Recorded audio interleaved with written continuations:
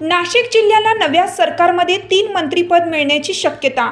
या आमदारांची नाव चर्चेत. राज्याच्या नव्या मुख्यमंत्र्यांचा शपथविधी सोहळा हा 5 डिसेंबर रोजी 5 वाजता आझाद मैदानावर पार पडणार आहे. या सोहळ्यात नाशिक जिल्ह्यातील 3 मंत्र्यांचा समावेश होण्याची शक्यता आहे. त्यात छगन भुजबळ, दादा भुसे, प्राध्यापक देवयानी फरांदे यांचे नाव चर्चेत आहे. महायुतीमधील तिन्ही पक्षांमधून हे तिन्ही मंत्री होणार असल्याचे बोलले जात आहे.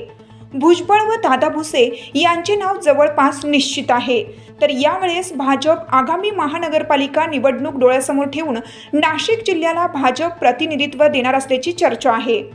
विधानसभा निवडणुकीनंतर महायुतीमध्ये गेल्या काही दिवसापासून घडामोडी सुरू होत्या. दिल्लीत महायुतीच्या नेत्यांची बैठक झाली. त्यानंतर काल शपथविधी सोहळ्याची माहिती अधिकृतपणे देण्यात आली. या सोहळ्याला पंतप्रधान नरेंद्र मोदी उपस्थित राहणार आहेत.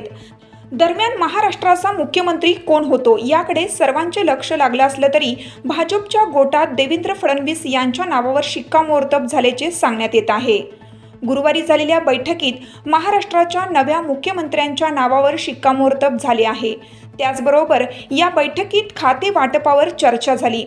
कोणत्या पक्षाला कोणत्या खात्याचं मंत्रिपद द्यावं ते आता ठरवण्यात आलं आहे. लोकमान्य न्यूजसाठी संचालक लक्ष्मीकांत शिंदे, नाशिक.